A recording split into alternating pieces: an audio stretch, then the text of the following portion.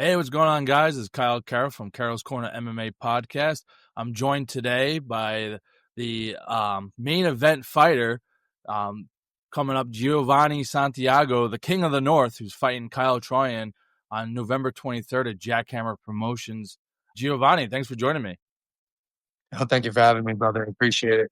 Oh, for anyone who hasn't seen you fight, how would you describe your fighting style? Pretty much my fighting style is pretty aggressive. I get to the action fairly quickly. You'll see me make my move into a fight, whether it be with my jab or even just shooting off of a takedown. I prefer my fighting style to be in your face, aggressive. And, I'm looking at Tapology. Can't always, dictate whether it's how accurate it is. I have that has you as 4-1 in your amateur career. Is that correct in Yeah, MMA? Awesome. All right. absolutely.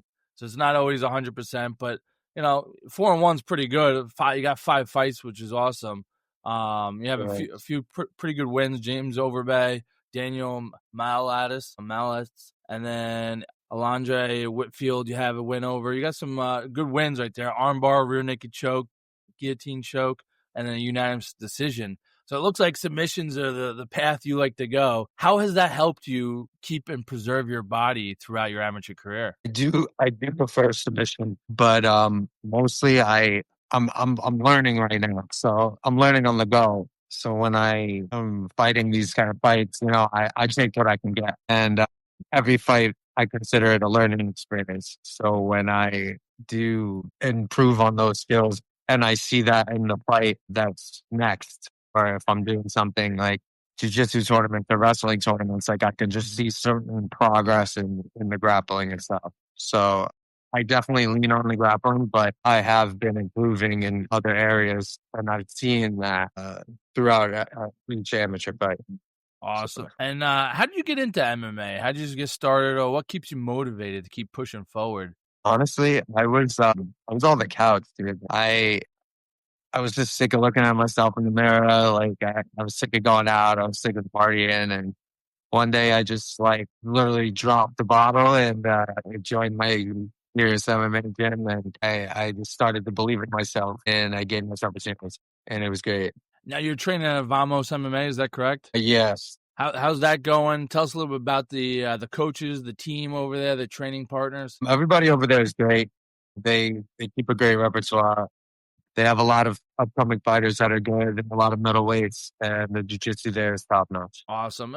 Who are the people in your corner who are cornering you for this fight? So I'm not really too sure about that part yet. Oh, things are getting a little dicey, but I definitely will have more information about that this weekend. Okay. And this fight coming up at Jackhammer Promotions, Fall Brawl 14. It's a big fight, main event against Kyle Troyan, a big tough guy. He's big hands, decent grappling and wrestling, and then he's coming out of a strong gym like Longo MMA. Tell us what your thoughts about him in the matchup you have with him. Yeah, I have a lot of respect for Longo over there. They have a lot of great, decent guys. I'm looking forward to this fight being aggressive. I am looking forward to him coming forward and me going forward as well. So I think it'll be a banger for sure. And how's this fight camp compared to the previous ones? Any changes in your training or approach for this fight? Yeah, absolutely. We're just doing straight sparring. I've upgraded the sparring. I've definitely done a lot more cardio, and my just overall drive for this camp is very high. Exceeding myself, definitely. And I did a fight before, like 2 weeks ago, was to get comfortable at this weight class, and I feel very confident. Yeah, and that fight you pulled out a rear naked choke in minute 41 in the round number 3. Yeah. When you get into those later rounds in a fight like that, your last 2 submissions were in the first round, but you get into round number 3 and you pull out a submission like that. What kind of confidence does that give you going into this fight coming up? I mean, that fight, I was genuinely just having a lot of fun, and I kind of overdid it. I ate a lot the night before the fight. Just, I don't know. When I dropped that much weight, I just got like excited about food. But, that's another thing where I have to, learn about the weight cuts, the fighting, what to eat the night before, everything like that it all matters. So, I take that into accountability as well for it being in the later round. I'm very happy it did in a way because it gave me more experience in there and it allowed me to kind of clear my head. I have gone the distance before and I have gone into later rounds, not as much recently. Oh, you're a guy. You're talking about. You're learning quickly. You're learning fast. This is a lot of this is new to you.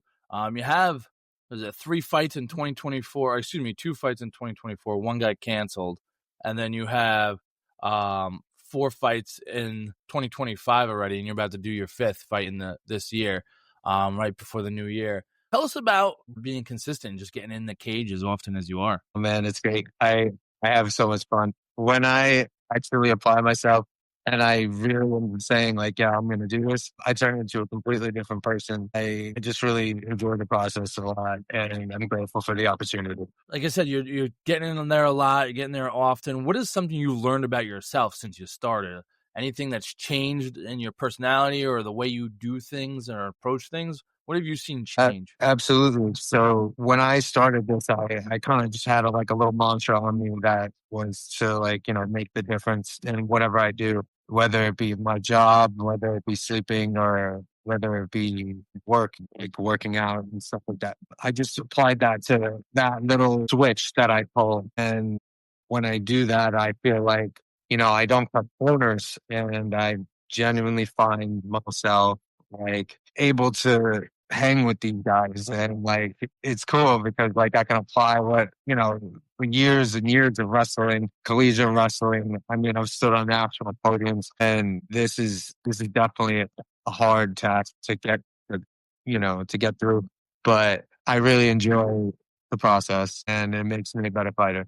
So if I could take anything out of that, it would be to not give up because my first fight I lost and I could have given up, but like, I just, I was, I had it, I had to dig deep into myself and not cut those corners. And once I just understood that in my head and body and my soul, I just became a completely different fighter. Now you kind of answered a little bit of my question. I was going to ask what your background is athletically, and you said wrestling and excuse me, years of wrestling and then collegiate wrestling. Where'd you go to high school? Where'd you wrestle in college? Yeah, so I went to high school at St. North. I was a two-time Section 11 champion. I was a two-time All-State place finisher. And I went to college at Division III school at first, which was in Centenary College. And I was a national qualifier as a freshman, but I wasn't really focused on grades. I didn't really enjoy that school. So I kind of went back to a community college where I All-American. Um, at 184, I believe. Okay, cool. And collegiate wrestling is just another level. It just kind of get like high school. Obviously, you're very talented and very successful, and then you get to the collegiate level. What was the biggest difficulty in the leap from the high school to the college level? Definitely that you have to be on your own. You make your own decisions. And as a kid, I didn't make those right decisions. I like partying and stuff like that. But when it was time to get serious, I was a pretty good wrestler back for that college time. Now, being a wrestler, I'm a former wrestler as well, and I'm a huge fan of it. But a lot of wrestlers, and I'm sure you have as well, a lot of times go back and teach and coach and help the youth or help out high school or their college teammates. And there's a lot of teaching each other in the wrestling room. How has that helped you become a better MMA fighter? I believe in that 100%. I think that sharpening the iron of the guy next to you would just makes you that much of a better person and a better athlete. So when I go in a room, I expect to get my ass kicked and vice versa. And when somebody comes up to me and they're like, hey, like, can you do extra rounds for me? And I'm always game because that just shows me that they want that. And for wrestling, you have to dig deep and you have to really like move your body in different ways and just withstand the pressure of the wrestling room, the sweat, the grit. So for wrestling, it's definitely a lot of respect for that.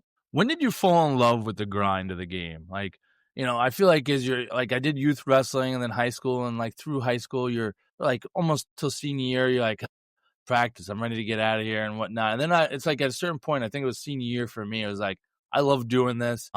I can't wait to get back to practice and just grind. And then in college, it was grind, and you like enjoy it. You want to be at practice, and it's like an escape almost to get away from anything else on the outside. Was there a point in your career where you're like, you know what? I just want to be in the gym, in the wrestling room, just competing? Yeah, so it was when I learned how to really throw. I just fell in love with it. I started doing off-season tournaments. My coaches would take me. I would wrestle year-round. I'd go to Jersey, Pennsylvania, Oklahoma, Virginia, Jersey, a lot of wrestling states. And, I would just go and get my ass kicked. And it would just be like, back to the drawing board, and it would just make me that much better. So I looked forward to, and this was probably around like 10th grade where I all counted as, a sophomore. I wrestled 189 and I wanted more. So I just asked my coaches what I had to do. And they said, you got to wrestle all year round. Off-season tournaments were really where I fell in love with it, that grind. 189, that's one of the toughest weight classes in all of wrestling, whether it's high school or college, which is 197. And it's kind of a lot of those guys kind of fall in that area. And that's a tough weight class because you're, it's like everyone's athletic enough to be moving and whatnot, but everyone's strong as well. That's a tough weight class right there. For that weight class, we wrestled in Johnson and Wales, my last college that I went to after Nassau, and I was top 3 in the country at 197. That's awesome. Nice. Yeah, I pinned the number 1 kid, and it was cool. Again, it goes to that work ethic. Like if I just had like the drive that I have now, like I feel like I'd be a lot better off. But it's one of those things where I bet you, that experience and those lessons are now going to help you in the long run and help you with your MMA career. Absolutely. And, every fighter talks about fight week being its own challenge. What's the mindset as you get closer to fight night? So my mindset when I get closer to fight night is visualization, preparation, and just keeping a sound group with me, enjoy every part of it. I mean, when it comes to losing weight, I really do enjoy the crowd. I'm visualizing the walkout. I'm visualizing the song. I'm visualizing, that interaction that me and this other person are going to have in there. And I just see success. How do you balance nerves, confidence, and focus before stepping into the cage? I get extremely nervous, right? So everybody does. But as I get more nervous, I get more confident. As I go closer to the cage, I get more confident. So every time I'm stepping forward and I'm making that move toward the cage, I just know that it's either me or him in there, and I choose me every time. Awesome. And do you have any pre-fight rituals or routines that help you lock in? Yeah, so I like to watch a lot of inspirational movies with my parents, and I'll reach out to some friends. We'll go watch like a decent movie too, and then we'll like go out by the lake and stuff, and just visualize and prepare. Yeah, and I like to eat nice balanced meal after and before the weigh-in too. I like to weigh it under, so I'm able to eat something. It all plays into that. What movie is the go-to usually if you're not sure? One's up in the air, coin toss. What are you picking? Oh man, so we on the spot. Let's see. The last one was $1 Million Baby. That one was pretty good. That's a great movie. Yeah, that was a good one. But I got to go Rocky IV, man. Okay. Go Rocky IV. Rocky IV, nice, awesome. Yeah, you can't go wrong with that either. That's awesome. You ever watch Cinderella Man? Of course, yes. I was just watching that one for the last.